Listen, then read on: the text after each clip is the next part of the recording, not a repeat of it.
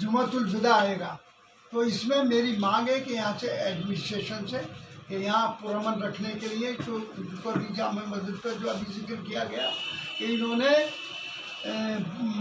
जल चढ़ाने की बात करी, तो बहरहाल अगर जल चढ़ाने की बात करेंगे तो हज़ारों आदमी का खून चढ़ जाएगा मुसलमानों का, ये बतलाता हूँ। अगर इसको बर्दाश्त कभी नहीं करेगा मुसलमान। लेकिन बहरहाल हम अमन चाहते हैं, भाई ऐसी बात क्यों करते हो, क्यों हालात पैदा करते हो।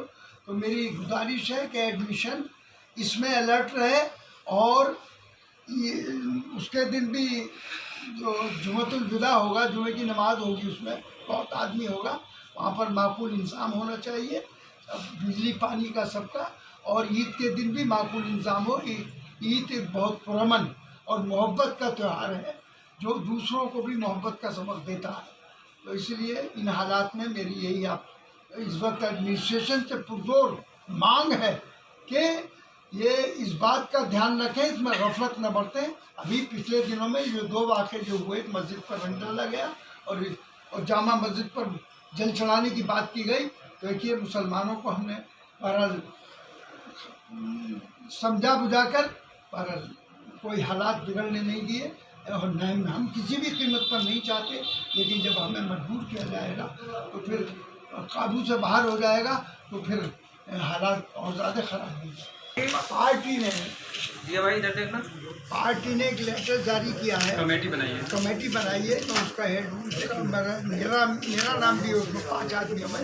तो मुझे वहाँ जाकर जहांगीरपुरी में उस मस्जिद के वहाँ के जो क्या गुजरी, उन पर क्या उनके साथ ज़्यादती हुई है, जुल्म हुआ है, क्यों बुलडोज़र चलाई, देखने के लिए मैं जाऊँगा, और उसके बाद में हम कोई फैसला लेंगे। अच्छा, आपने जो बताया कि दिल्ली के राउंड पर जाएंगे, तो उसके लिए कोई समय निर्धारित किया गया है? समय निर्धारित किया गया है उसके लिए? कल 22 तारीख है, कल जाएंगे।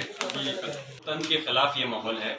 मैं मांग करता हूँ सुप्रीम कोर्ट से और महामहिम राष्ट्रपति महोदय जी से कि इसमें हस्तक्षेप करें, और ऐसे लोगों के खिलाफ, चाहे वो किसी भी पार्टी से अगर सरकार से ताल्लुक़ रखते हैं, तो उनके खिलाफ सख्त से सख्त कार्रवाई होनी चाहिए।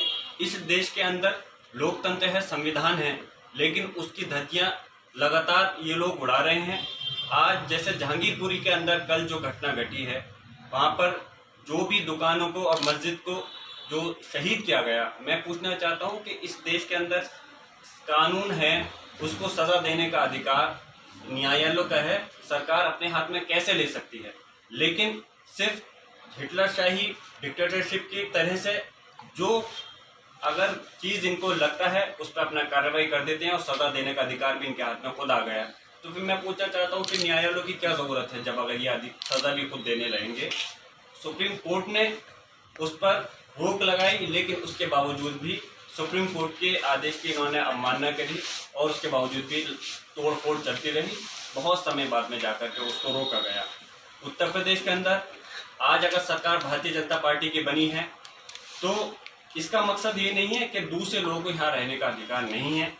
हमें हिंदू समाज के त्योहारों से या उनसे कोई मुखालफत नहीं है। हमारा मज़हब इस्लाम भी ये सिखाता है कि हम दूसरे के धर्म पर कोई कटाक्ष नहीं करना चाहते, लेकिन ये हमारा मौलिक अधिकार है। हमारा संविधान ने हमें जो अधिकार दिया है कि मुसलमान भी इस देश के, इस प्रदेश के जो नागरिक हैं, वो अपनी मर्ज़ी से अपने जो त्यौहार हैं मना सकते हैं, अपने धर्म को जो उसकी बातें हैं उसको मान सकते हैं। लेकिन कुछ लोग जो कि हाथों में तलवारें लेकर करके, तमंचे लेकर करके जो एक दहशत का माहौल पैदा किया जा रहा है, मेरी मांग है कि ऐसे लोगों के खिलाफ सख्त से सख्त कार्रवाई होनी चाहिए। धर्म के लोगों को उनका नुकसान नहीं होता, सभी का नुकसान होता है।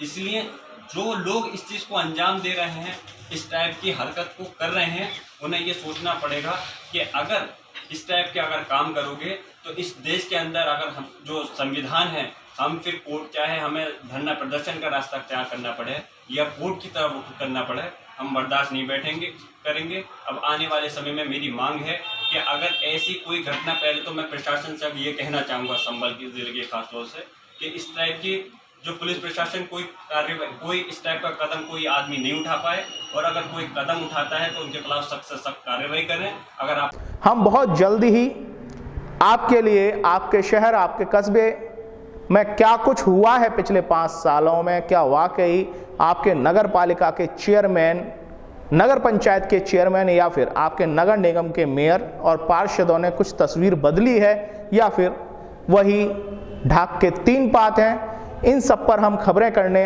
शहर शहर कस्बे कस्बे पहुंचेंगे आपके पास।